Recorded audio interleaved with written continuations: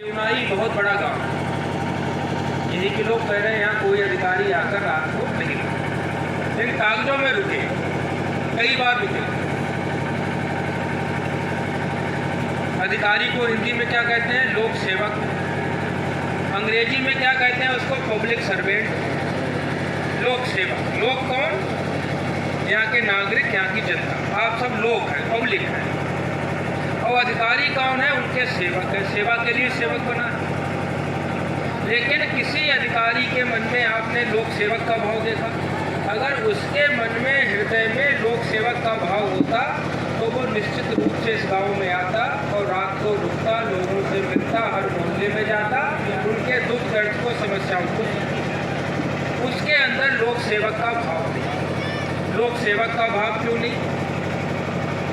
जिस लोक के लिए सेवक की व्यवस्था हुई, उस लोक की हमारी लोकतांत्रिक शासन व्यवस्था में क्या भूमिका है? हमारे संविधान ने पब्लिक को क्या दर्जा दिया है? संविधान की जो प्रथम पंक्ति है, जहाँ से आरंभ होता है हम भारत के लोग, और उस प्रस्तावना की अंतिम पंक्ति है आत्मार्पित करते। भारत के लोगों ने अपने ऊपर एक संविधान को लागू किया। तो देश में सबसे बड़ा दर्जा किसका हुआ? यहाँ के नागरिक का, यहाँ की जनता। और संविधान ने उसे मालिक का दर्जा दिया कि यहाँ का नागरिक इस देश का मालिक है। जब वो मालिक है तभी तो सेवक की व्यवस्था की गई। गांव के जो महत्वपूर्ण कर्मचारी, एक लेखपाल, एक ग्राम पंचायत अधिकारी है, क्या उनसे वो ठीक से आंख में आंख मिलाकर बात करने के सामर्थ्य है उसमें? नहीं। क्यों? हमने संविधान बनाया, हमने संविधान बनाकर अपने ऊपर लागू किया और व्यवस्था ठीक से चले इसके लिए लोक सेवक की व्यवस्था की, और वो लोक सेवक हमारे नियंत्रण में नहीं।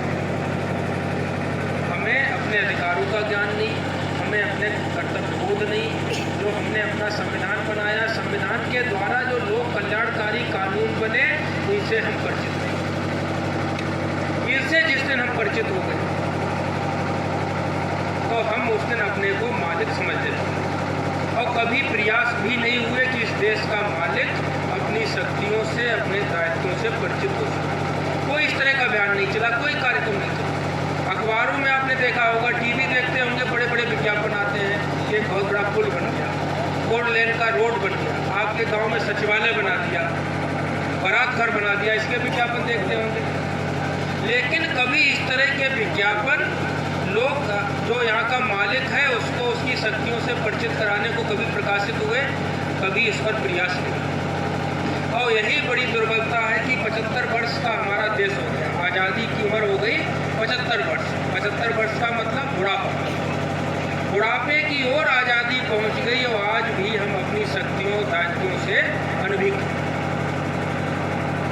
इसका ज्ञान कराने हम लोग निकले। 2011 से ये अभियान चलाया गया कि नागरिकों को हम उनके दायित्वों का बोध कराएंगे, उनकी शक्तियों से परिचित कराएंगे और उसमें निगरानी की प्रवृत्ति विकसित करेंगे कि वो व्यवस्था की निगरानी करें। जो उसने व्यवस्था दी है उस व्यवस्था की वो निगरानी करें। आप अपने यहाँ एक मजदूर लाते हो काम कराने के लिए, एक दिन या 2 दिन काम करेगा वो मजदूर, उसकी पूरी निगरानी करेगा। 8 बजे आना चाहिए था, 8:30 बजे आया, खाना बहुत देर तक खाता रहा बैठा, बार बार बीड़ी पीता, शाम को जल्दी चला गया। वो मजदूर जो 1 या 2 दिन हमारे खेत में काम करेगा, हमारे घर में काम करेगा, तो उसकी हम पूरी 1-1 मिनट की निगरानी करते हैं। लेकिन जिनके लिए हमने देश सौंप दिया, पूरी व्यवस्था सौंप दी, उनकी निगरानी के बारे में कभी हमने सोचा कि उनकी निगरानी हम कैसे करें? और उस निगरानी के लिए हमें कहीं जाना नहीं है, किसी अधिकारी कर्मचारी के दफ्तर में नहीं जाना है, किसी के घर पर नहीं जाना है। हम अपने घर में बैठे बैठे, अपनी चौपाल पर बैठे बैठे, रात को जाड़े में अपनी रजाई में बैठे बैठे हम निगरानी कर सकते हैं। उसके लिए हमें कुछ उसके साधन मिले, कुछ कानून बने हैं, कुछ पोर्टल बने हैं, कुछ ऐप बने हैं, कुछ हेल्पलाइन नंबर बने हैं। मोबाइल सबके पास, फेसबुक, व्हाट्सएप पे सब सक्रिय है, अधिकांश लोग ट्विटर पर भी सक्रिय है, इंटरनेट का सभी इस्तेमाल करते हैं।